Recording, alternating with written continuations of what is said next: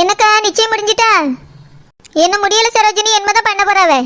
அப்படியாக்கா, என்ன முடியலையா? அப்போ வரக்கு நேரம் ஆகும். நாங்க நிச்சயம் முடிஞ்சு சாப்பாடுலாம் முடிஞ்சு வரக்கு சாயங்காலம் ஆகும். ஏன் சரோஜினி, என்னாச்சு? குழந்தை எப்படி இருக்காவ? அவளுக்கு ரொம்ப முடியலையோ? இல்லக்கா, அவளுக்கு ஒண்ணும் இல்ல, நல்லாதான் இருக்கா. இப்போ கொஞ்சம் பரவாயில்லக்கா. பசிக்குதுன்னு சொன்னாவக்கா, அதான் சமைக்க போறேன். என்னது சமைக்க போறியா? அவருக்கே பேதி ஆகிட்டு கிடக்கு. நீ என்ன 6 வகை கூட்டம் 9 வகை குழம்பு மாக்கி போற? நல்ல அரிசி உடைச்சு போட்டு கஞ்சி வச்சு கொடு. ஏக்கா, நானும் மாமாட்ட கஞ்சி வச்சு தட்டுமான்னு கேட்டேன். ஆனா மாமா தான் என்னால கஞ்சி குடிக்க முடியாது, குழம்பு வச்சு சோறுதான்னு கேட்டாவ. என்னது குழம்பா? பேதி ஆகிட்டு இருக்கு, குழம்பு எதுக்கு கேட்காரு? குழம்பு சோறு சாப்பிட்டாச்சுன்னா ரொம்ப பேதி ஆகும். நாங்க வேற யாருமே அங்க இல்ல. அதை கொடுத்து அதிகமாகிற போது நீ கஞ்சி வச்சே கொடு. ஏக்கா, நானும் திரும்ப திரும்ப கஞ்சி வச்சு தரேன், குழம்பு சோறு சாப்பிடக்கூடாதுன்னு தான் சொன்னேன். ஆனா மாமா தான் எனக்கு கஞ்சிலாம் குடிக்க முடியாது, கார குழம்பு வச்சு சோறுதான்னு கேட்டாவ. அதான் கார குழம்பு வைக்க புளியெல்லாம் ஊற போட்டு கேட்க என்னதான் வைக்க போறேன். என்னது கார குழம்பு கேட்டாரா? ஒரு பருப்பு குழம்பு ரசம் அந்த மாதிரி கேட்டிருந்தா கூட பரவாயில்ல, உரப்பு இருக்காது. அது என்ன பேதி பிடிங்கிட்டு போகும்போது கார குழம்பு கேட்காரு? ஆமா, உண்மையில அவருக்கு பேதி ஆகுதா இல்லையா? ஏக்கா, இப்ப அவருக்கு பேதிலாம் ஆகல. நீங்க எல்லாம் போன உடனே நல்லாயிட்டுன்னு சொல்லி எழும்பிதான் உட்காந்துருந்தாவ. அதுக்கு பிறகு நான் இப்ப கொஞ்சம் பரவாயில்லன்னு சொல்றீங்களா மாமா, நிச்சயத்துக்கு போமான்னு கேட்டேன்க்கா. அதுக்கு மாமா அதெல்லாம் போக முடியாது, இப்பயும் பேதி ஆகுதுன்னு சொல்லிட்டு படுத்துக்கிட்டாவ. ஆனா பாத்ரூம்க்குலாம் போன மாதிரி இல்ல. அதான் எனக்கு அப்பவே தெரியும். நீ சொல்றதுக்கு முன்னாடியே நான் கண்டுபிடிச்சிட்டேன். அவருக்கு பேதி இல்ல, வாந்தி இல்ல, வயிற்று வலி இல்ல, சும்மாதான் அவரு நிச்சயத்துக்கு வர மாட்டேன்னு சொல்லிட்டு படுத்து கிடக்காரு. நான் அப்பவே உன் புருஷன் போய் தான் சொல்லியான்னு கண்டுபிடிச்சிட்டேன். நீ தான் முட்டாள் மாதிரி அவர் சொல்லியெல்லாம் நம்பிட்டு கடை.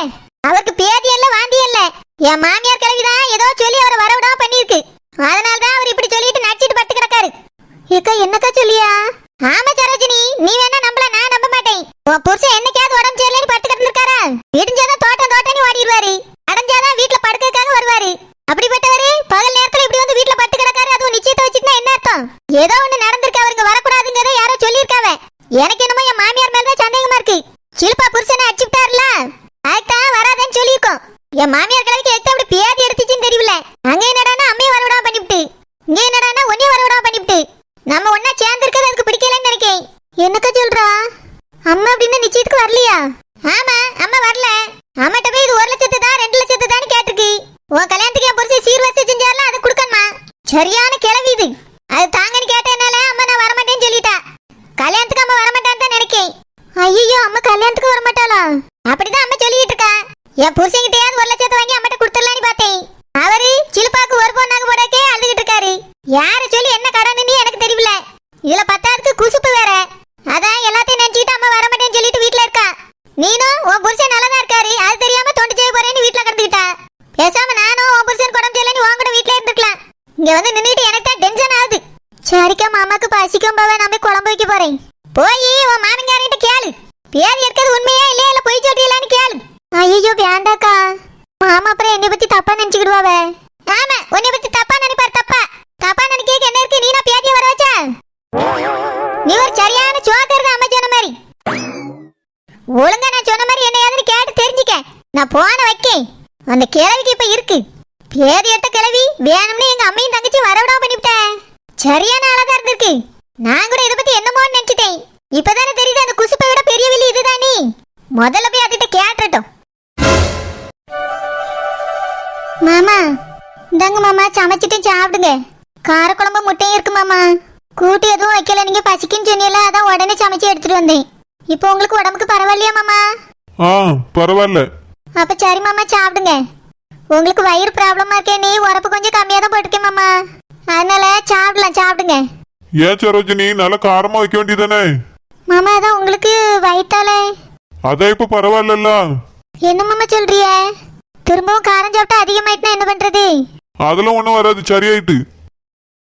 யார் மாமா போன் அடிக்குது? வேற யார் அடிப்பா? எங்க அண்ணன் தான். நானும் போன எடுக்கலாம் விடாம அடிச்சுட்டே இருக்காரு. சரோஜினி, நான் சாப்பிட்டியே, எங்க லட்சுமி அண்ணன் தான் போன் பண்ணியாரு. நீ கொஞ்சம் அவர்கிட்ட பேசிடுறியா?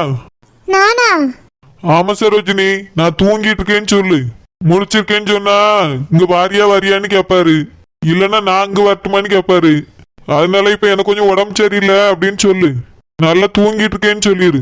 சாப்பிட்டாச்சான்னு கேட்டாச்சுன்னா கொஞ்ச நேரம் கழிச்சுதான் சாப்பிடுவா, தூங்கி முடிச்ச பிறகு தான் கொடுக்கணும்னு சொல்லு. மாமா இதை நீங்களே சொல்லல. நான் தான் தூங்கிட்டு இருக்கேன்னு சொல்லுங்க, இல்ல நான் எப்படி சொல்ல முடியும்? முடிச்சுதானே இருக்கேன் மாமா. எங்க அண்ணிட்ட நான் இப்ப பேசினா வாரியான்னு கேட்பாரு. உனக்கு புரியுதா இல்லையா? அதுக்காக தான் சொல்லிட்டு இருக்கேன். சரி மாமா, அப்ப தாங்க. என்ன சாப்பாடுன்னு கேட்டா கஞ்சி வச்சு கொடுத்தேன்னு சொல்லு. மாமா கார குழம்பு தானே வச்சு தந்திருக்கேன், எப்படி போய் சொல்ல முடியும் மாமா?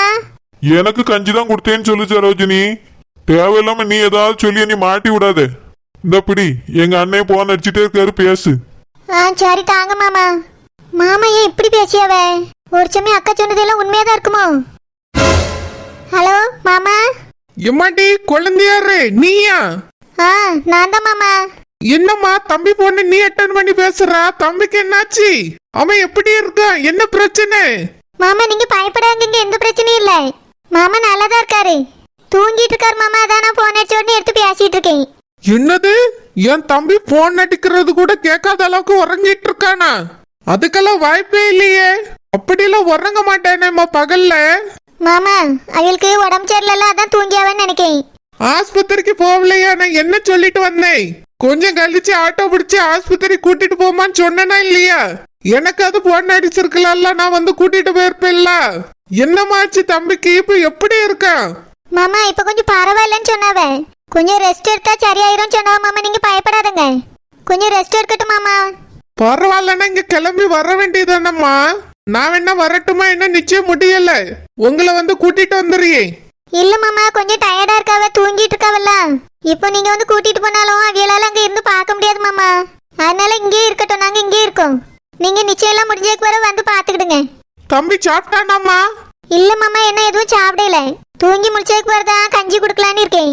என்னது என்ன சாப்பிடலையா? என் மனசு தவிக்குதுமா. என் தம்பிக்கு என்னாச்சோ என்னாச்சோன்னு அதே நினைப்பாதான் இருக்கு. சரிம்மா நான் வந்துட்டு வரட்டுமா? வேண்டாம் மாமா நானே பாத்துக்கிட்டே, நீங்க வர வேண்டாம் மாமா, நிச்சயத்தெல்லாம் முடிச்சிட்டு வாங்க. நீ அப்படிதான் சொல்லியா? அவனும் அப்படிதான் சொல்லியா? என் மனசுதான் பரிதவிக்குது. அம்மா இத்தனை தடவை போன் அடிச்சேன், ஏன் எடுக்கவே இல்லை? நீ எங்க போயிருந்தா? மாமா அது கார குழம்பு வச்சுட்டு இருந்தேன். என்னது கார குழம்பா? உடம்பு சரியில்லாதவனுக்கு கார குழம்பு கொடுக்கலாமா? மாமா அது வந்து மாமாக்கு கஞ்சி தான் கொடுக்க போறேன், நான் சாப்பிடணும்ல, எனக்கு கார குழம்பு வச்சிருக்கேன் மாமா. இங்க இவ்வளவு சோறு குழம்பு கூட்டுன்னு ரெடி ஆயிட்டு இருக்கு. நீ என்னடானா அங்க கார குழம்பு வச்சேன் கருவாட்டு குழம்பு வச்சேன்னு சொல்லிட்டு இருக்கா. ரெண்டு பேரும் இங்க வந்திருந்தா நல்லா சாப்பிட்டு இருக்கலாம். மாமா நான் வந்திருந்தா சாப்பிட்டுருப்பேன், அவர் கஞ்சி தானே குடிக்கணும், அதனால தான் வீட்ல இருந்து கஞ்சி வச்சு கொடுத்துருக்கேன் மாமா. எங்களுக்கு ஒரு பிரச்சனை இல்ல மாமா, நாங்க கல்யாணத்துல வந்து சாப்பிட்டுக்கிடியோம். சரி மாமா அப்ப நான் வைக்கட்டுமா? சரிம்மா வையி, அவனை நல்லா பாத்துக்க. உறங்கி முழிச்ச உடனே சாப்பாடு கொடு. நல்லா இருக்க மாதிரி இருந்தா உடனே புறப்பட்டீங்க வந்துருங்க, இல்லன்னா ஒரு போன் அடி நான் வாரேன். சரி மாமா நான் பாத்துக்கிட்டே, நீங்க வைங்க. நீங்க எல்லாரும் நிச்சயம் முடிஞ்ச உடனே வாங்க மாமா. சரிம்மா வை. தம்பிய நல்லா பாத்துக்கம்மா, அது போதும். மாமா பேசிட்டேன் மாமா.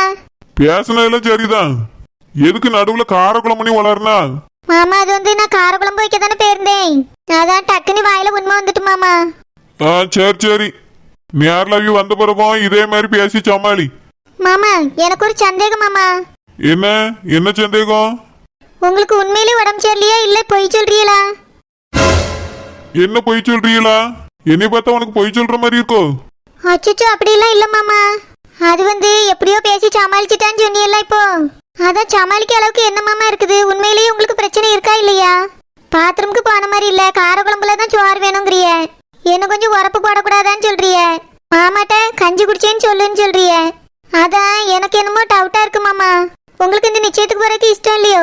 இங்க பார் சரோஜினி, இதெல்லாம் உனக்கு தேவையில்லாத கேள்வி. உடம்பு சரியில்லாம இருக்கிறதுனால தானே உடம்பு சரியில்லைன்னு வீட்டுல இருக்கேன். நல்லா இருந்தா எங்க அண்ணன் இவ்வளவு கூட்டத்துக்கு போயிருக்க மாட்டானோ? அதான் மாமா எனக்கும் சந்தேகமா இருக்கு, நீங்க எதுக்காக இப்படி பொய் சொன்னீங்க மாமாட்ட? என்ன பிரச்சனை? எந்த பிரச்சனையும் இல்ல. இல்ல நீங்க பொய் சொல்றீங்க, ஏதோ இருக்கு. நீங்க பாத்ரூமுக்கு ஒரு நேரம் கூட போய் நான் பார்க்கவே இல்ல, ஆனா பேதியாவதுன்னு சொல்லிட்டிய, வயிற்று வலின்னு சொன்னி எழும்பி நீங்க பாட்டுக்கு உட்காந்துருக்கிய. உங்களுக்கு இந்த நிச்சயத்துக்கு போக கூடாதுன்னு ஏதோ ஒரு பிரச்சனை இருக்கு, அதானே? உண்மையை சொல்லுங்க மாமா, என்னாச்சு என்கிட்ட சொல்லுங்க மாமா, நான் உங்க பொண்டாட்டி தானே. சரோஜினி யார்ட்டையும் சொல்லாத வந்துட்டு உண்மையை சொல்லியே. என்னது மாமா? அது எங்க சித்தி இருக்காவல்ல, அபியதான் என்னைய நிச்சயத்துக்கு வராதுன்னு சொல்லிட்டாவ. ஏன் எதுக்கு மாமா? அது என் தங்கச்சியை கட்டி கொடுக்க போற மாப்பிள்ளைய அடிச்சுட்டேன்ல, அதுக்கு மாப்பிள்ளை வீட்டுல கோவப்பட்டாவலாம். நான் அவிய கண்ணில் பட்டாச்சுன்னா அந்த நிச்சயமும் நடக்காது கல்யாணமும் நடக்காதுன்னு சொல்லிட்டாவலாம். அதனால எங்க சித்தி வந்து என்கிட்ட நிச்சயத்துக்கு வராதப்பா, கல்யாணத்துக்கும் வராத, தங்கச்சி கல்யாணம் நடக்காதுன்னு சொன்னாவ. அதனாலதான் நான் போய் சொன்னேன். எங்க அண்ணன்ட்ட வர இப்படி சொன்னாதான் நம்புவாரு. நான் போகலன்னா எங்க அம்மையும் போக மாட்டாவ, எங்க அண்ணனும் போக மாட்டாரு. அண்ணன் போகலன்னா எங்க மைனியும் போக மாட்டாவ, தம்பியும் போயிருக்க மாட்டா, தம்பி பொண்டாட்டியும் போயிருக்க மாட்டா. அதனாலதான் யாருமே போக மாட்டாவில்ல. நான் இப்படி ஒரு பொய் சொன்னேன் சரோஜினி. அப்படியா? அத்தை இப்படிலாம் சொன்னாவளா? மாமா அவிய சொன்னாலும் நீங்க எல்லாத்தையும் உண்மையை சொல்லியிருக்கலாம் மாமா. அத்தை மாமா எல்லாம் பேசி எடுத்து சரி பண்ணிருப்பாவ.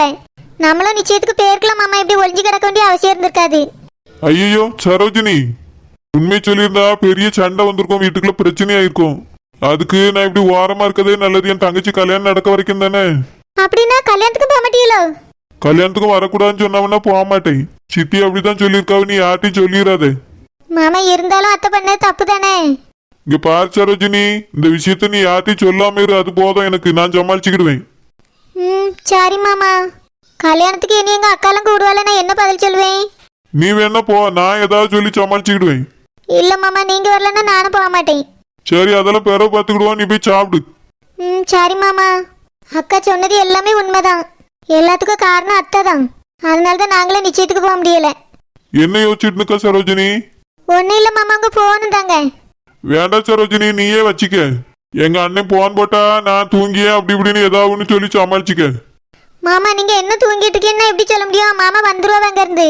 பாத்ரூம்ல இருக்கேன்னு சொல்லு, ஏதாவது ஒன்று சொல்லி சமாளி. மாமா பொய் எப்படி மாமா சொல்றது? ஏன் பொய் சொல்ல முடியாதோ? கவரிங் சொல்லி இவ்வளவு நாள் பொய் சொல்லி இருந்தால, இந்த ஒரு பொய்ய சொல்ல முடியாதோ? மாமா சொல்லு போ. மாமா எதுக்கு என்ன இப்படி பேசியாவ? நடந்ததெல்லாம் குத்தி காமிக்காவல. ஐயோ, நான் சொன்னது கேட்டு சரோஜினி தப்பா எடுத்துருப்பாளோ? நம்மளுக்கு வேற டக்குன்னு வாயில வந்துட்டு. அதுக்கு மட்டும் பொய் சொன்னால, இதுக்கு ஒரு பொய் சொல்லுங்க தான் சொல்லிட்டேன். பாவம் என்ன நினைச்சாலும் தெரியலையே.